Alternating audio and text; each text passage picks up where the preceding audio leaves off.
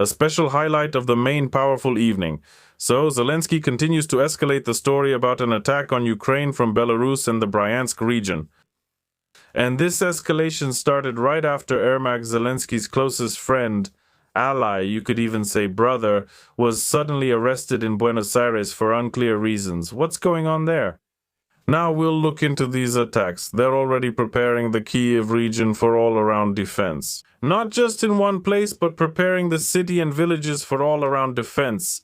And let's see what Zelensky says. Back on May 20, he stated that Russia is considering scenarios for new attacks on Ukraine from the direction of Belarus and the Bryansk region of the Russian Federation. In this regard, Ukraine is strengthening the defense of its northern regions, preparing preventive measures, and stepping up diplomatic efforts regarding Belarus.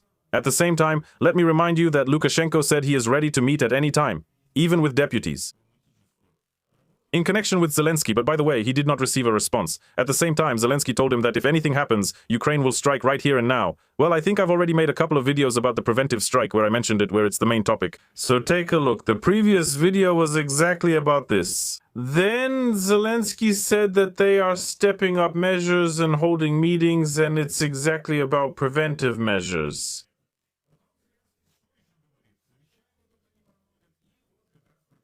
We are taking preventive steps both regarding Belarus and certain parts of Russia from where there is a threat. What does this mean?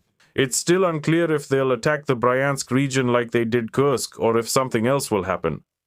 He also stated that the Ministry of Foreign Affairs should step up its diplomatic efforts. Well, in short, this whole drawn-out mess continues. At the same time, the chairman of the Vyshgorod Regional Council, Danchin, is given the task to prepare Kyiv and the Kyiv region for all-around defense. Well, I mean, really, either things are being escalated or something has actually happened. The presidential administration knows about it, and right now it's unknown. They're trying to prepare for it. What is this unknown? Well, again, maybe some new front will open up. There may be a provocation, but it's unclear from which side. Overall, something is being planned. And all-around defense means they'll attack from all sides, not just from one place. Bluntly speaking, the head of the military administration, Alexei Danchin, stated that in the Kyiv region they have set the task of preparing populated areas for all-around defense. Because of this, all of this started, and as a result, 32 populated areas in the Kyiv region are being prepared for all of this, including all-around defense. Zelensky stated that Ukraine has received information from various intelligence services about a possible escalation from the Russian Federation from the north. What does Danchin say? Danchin Alexei leads the Vyshgorod District Military Administration. And I want to say, I think you know that all communities of the Kyiv region, not only the border ones, are involved in financing measures related to strengthening our defense capability. I'm showing you this so that no one says, "You're just making things up." That's not true. Here is this chief himself. He's wearing a vyshyvanka, as usual, immediately gives off a victory vibe, and he's got language as a weapon on his lips. Well, I mean, he uses the language. Ukrainian, not just any language. That's why victory is just around the corner, but here's what he's saying. For example, last year, thanks to the communities of the Kyiv region themselves, we financed measures totaling 108 million. But when it comes to collecting money, well, if there's a whiff of money, of course, you have to organize a tight defense so that no one gets any funny ideas. I think they're planning to allocate either 11 billion for all these activities or something like that. And you remember, right, they're preparing fortifications specifically in Kyiv, which can be used for exactly this, for that very all-around defense. We installed 63 kilometers of anti-drone protection, and the work continues this year. An additional 86 million is planned, and the work is ongoing. In general, the work of using up the budget funds is ongoing. The work of using up the budget funds continues, and that's wonderful. Then here we have the military talking, not the officials with the budgets, but the military talking about how Kyiv could become a frontline city. And they state that there is indeed a threat, because for the Russian forces it would be enough to advance a few kilometers into the territory of Kyiv region in order to carry out constant daily and nightly attacks on Kyiv.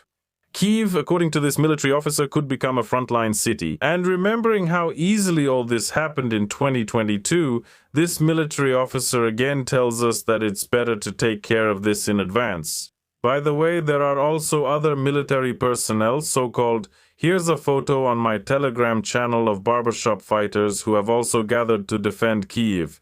Apparently, so they can either defeat the enemy with their fake smiles or bite into the enemy's body with their teeth. Well, you can imagine a lot of things here, but the barbershop unit isn't sleeping, it's working.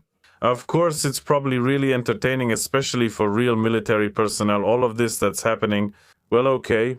And the military man says that it will be enough to reach the level of Ivankov without entering Irpin, and after that, the capital won't sleep at all. That means there will be a constant threat of drone raids, ballistic weapons, and everything else.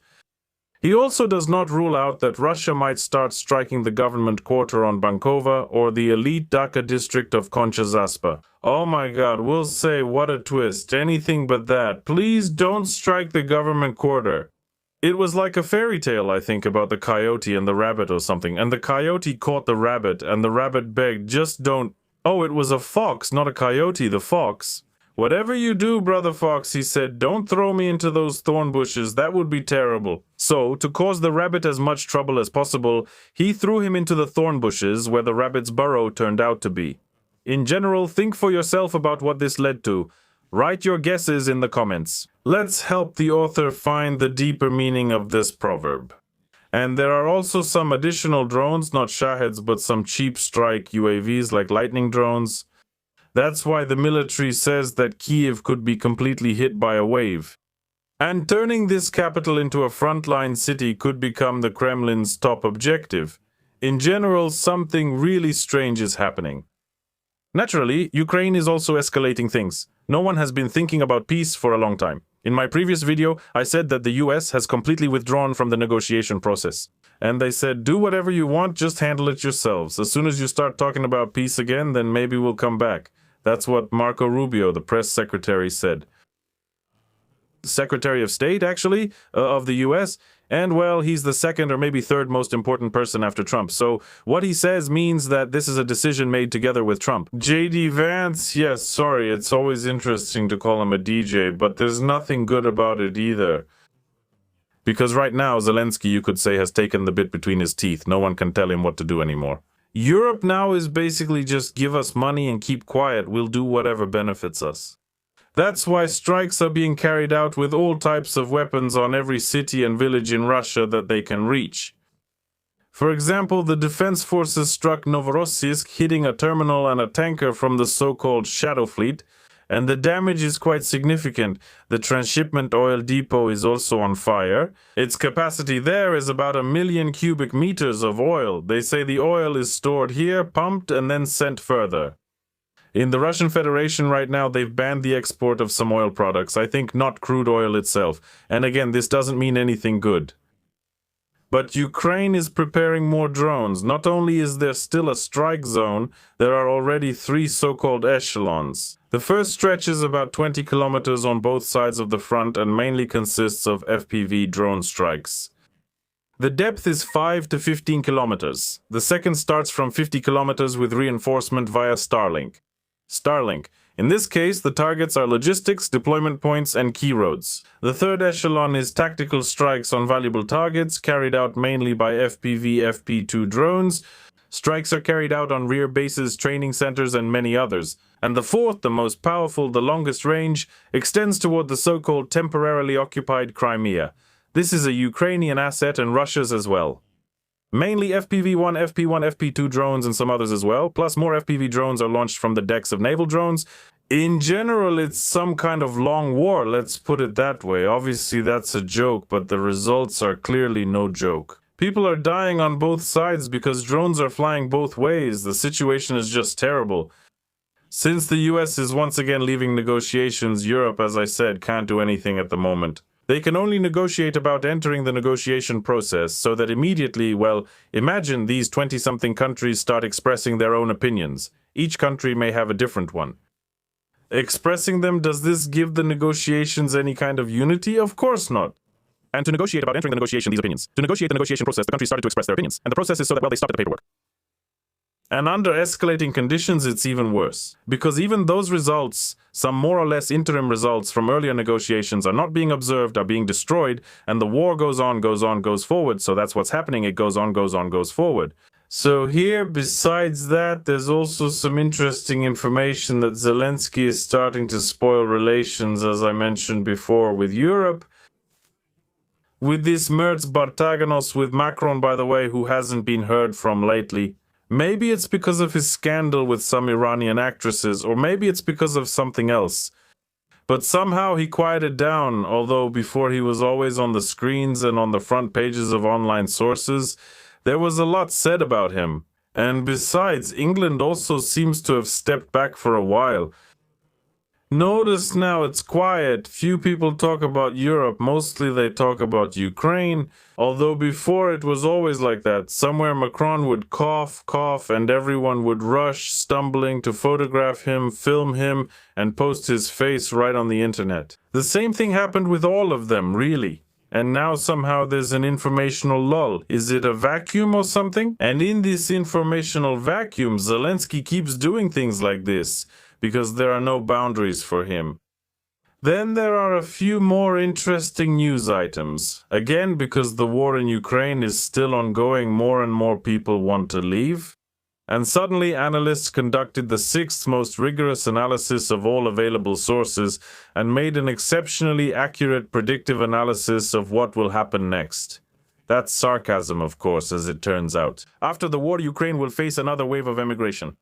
Ukrainian men will leave the country to reunite with their families living abroad. And such a forecast was made by the excellent specialist director of the Institute of Demography and Social Research, Ella Libanova. But here we can only applaud Ella Libanova for such a brilliant forecast. We can also add that women with children who previously did not leave will also be leaving. Because in Ukraine, especially now, there won't be much to do, especially after the war. Considering who will be coming back and how they will look at people who didn't fight, here, of course, it's better to stay alert. At the same time, there is currently a rally in Kyiv against the influx of migrants. Now, thousands of migrants are literally being invited to Ukraine. Since Ukrainian men are heading to the front, there's suddenly a worker shortage. It's like snow in winter. Utility workers are always present, but it's never clear how they handled it. Like, oh my God, can you imagine it snowed in December or November? For some people, it even snows in August. But I'm talking about those cities that are more or less in a moderate climate zone. And just like that, suddenly with the snow and with the war, the men disappeared. The ones who keep getting rounded up into vans, rounded up into vans, and rounded up into vans.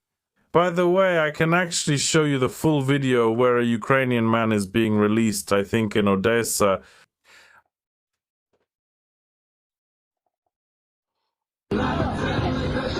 Here you can see the release happening. They just opened up and let the man out. He was being held.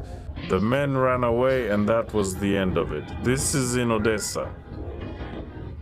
And by the way, there are already a lot more cases like this than just one or two. I always try to show them because I'm sure this is something we need to talk about.